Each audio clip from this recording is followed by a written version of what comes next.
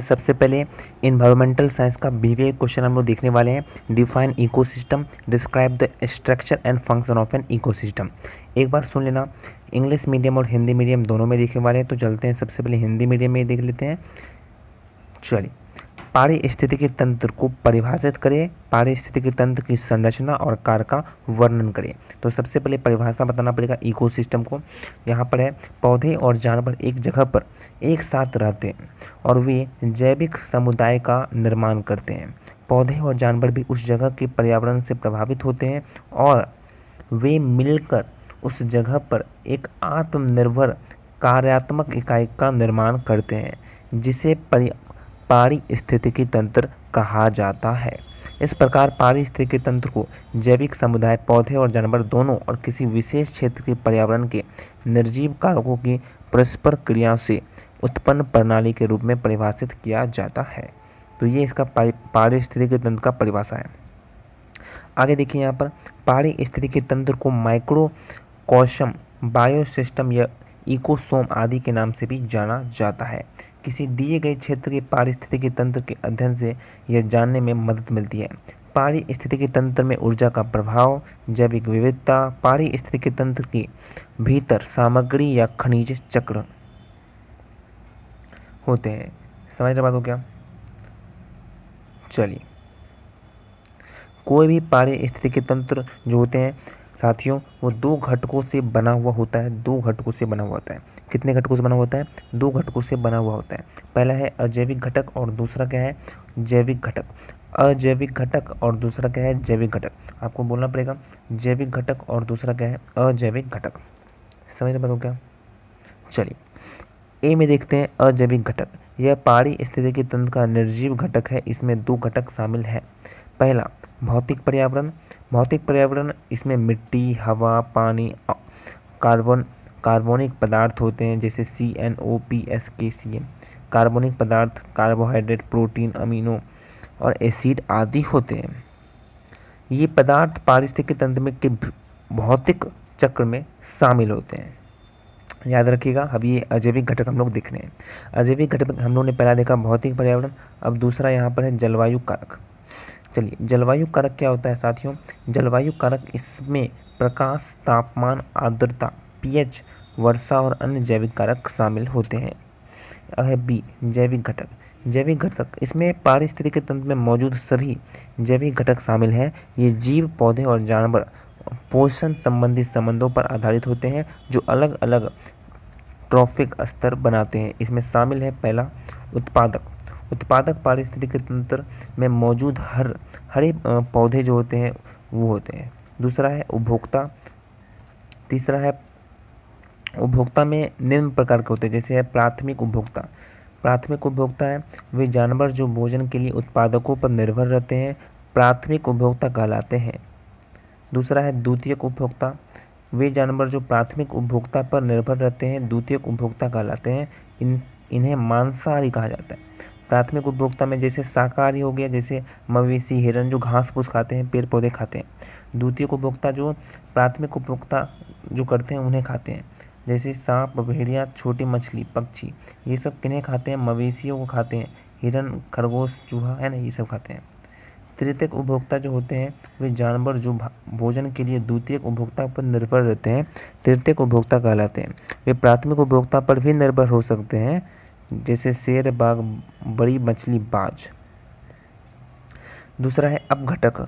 अपघटक सूक्ष्म जीव होते हैं, कवक, बैक्टीरिया, एक्टिनोमाइट्स होते हैं, जो पारिस्थितिकी तंत्र में मृत शरीरों को सड़ाते और विघटित करते हैं। ये सूक्ष्म जीव मृत शरीरों के जटिल यौगिक को सरल यौगिक और तत्वों में तोड़ते हैं और पर्यावरण, मिट्टी, हवा, पानी और जीवित प्रणाली में पदार्थों के पुनर्चक्रण में मदद करते हैं। समझे क्या? पारिस्थितिकी तंत्र के कार्य क्या क्या होते हैं? पारिस्थितिकी तंत्र का एक आत्मनिर्भर एवं स्वतंत्र इकाई है। पारिस्थितिकी तंत्र की कार्य प्रणाली निम्नलिखित तथ्यों पर आधारित होती है। पारिस्थितिकी तंत्र में ऊर्जा का स्रोत सूर्य है। ज़्यादा नहीं करना, जितना बोल रहा हूँ उतना याद करना है, ठीक है, हड़बड़ाना नहीं है। पहला क्या है? पारिस्थितिकी तंत्र में ऊर्जा का स्रोत सूर्य है। सौर ऊर्जा के पारिस्थितिकी तंत्र के हरे पौधे द्वारा प्रकाश संश्लेषण की क्रिया CO2 और H2O की सहायता से होता है। तीसरा, उपभोक्ता अपना भोजन प्रत्यक्ष और अप्रत्यक्ष रूप से उत्पादकों को प्राप्त करता है। चौथा, पारिस्थितिकी तंत्र में ऊर्जा का प्रवाह उष्मागतिकी के नियम के अनुसार होता है। समझ बात को क्या? समझ रहे तो लाइक जरूर कीजिएगा। इसका पीडीएफ मिलेगा हमारे टेलीग्राम चैनल पर। टेलीग्राम चैनल का लिंक डिस्क्रिप्शन में दिया है, इसका पीडीएफ आपको मिल जाएगा। पारिस्थितिकी तंत्र में ऊर्जा का प्रभाव एक दिशीय या रैखिक होता है। सूरज निर्माण, प्राथमिक ग्राहक, द्वितीयक उपभोक्ता और उसके बाद है शीर्ष उपभोक्ता। समझ रहे क्या? और ये कुछ पॉइंट है। आइए अंग्रेजी में देखते हैं, हिंदी वाले का हो गया है।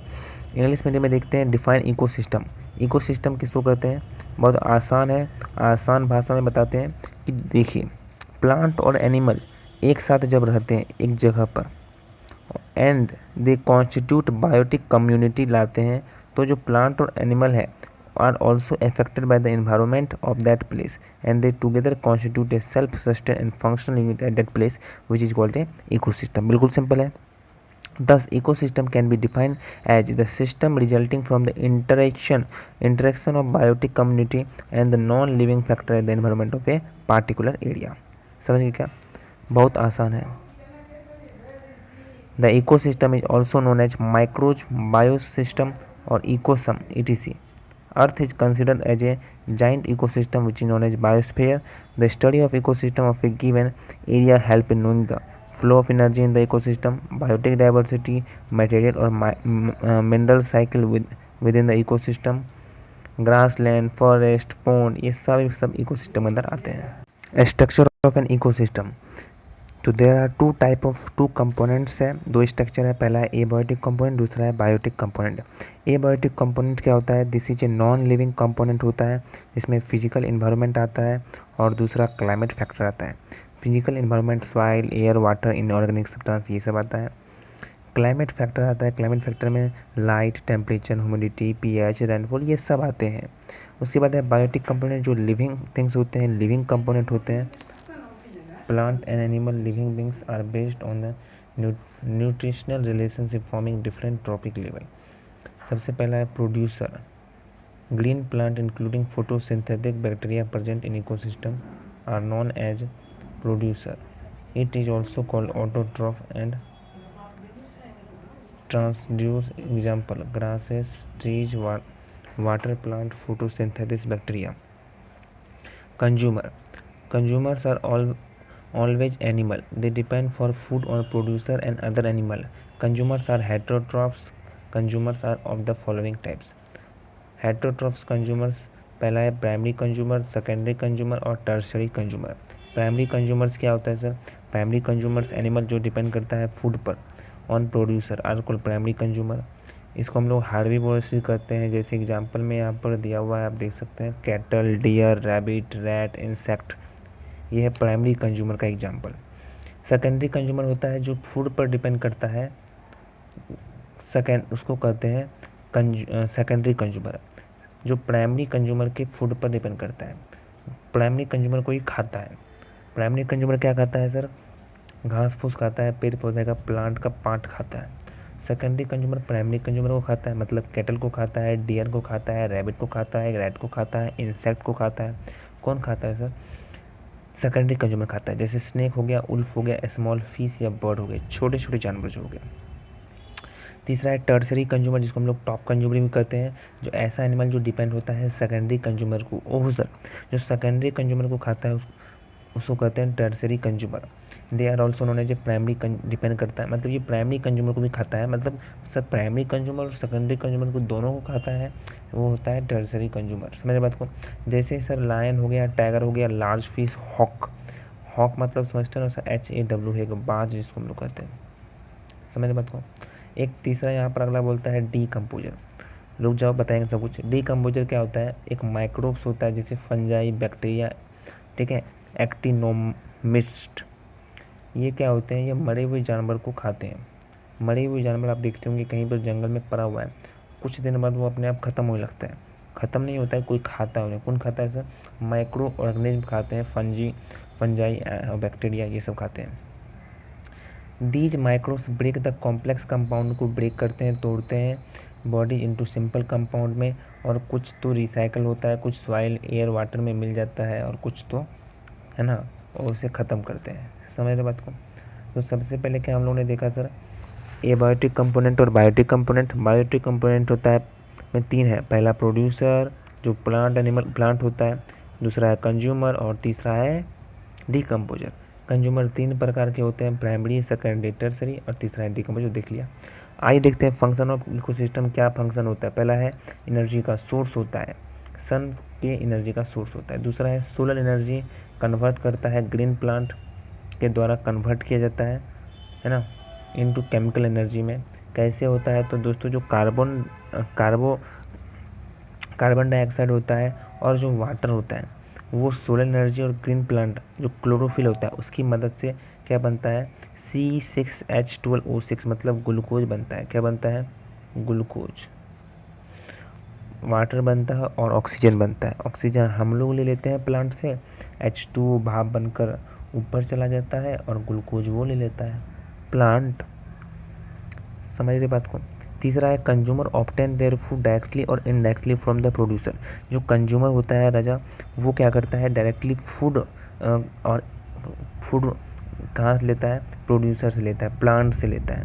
इनडायरेक्टली यहाँ पर इसलिए लिखा है क्योंकि सेकेंडरी कंज्यूमर प्लांट तो खाता नहीं है, टर्सरी कंज्यूमर प्लांट तो खाता नहीं है, लेकिन वो प्राइमरी कंज्यूमर को खाता है।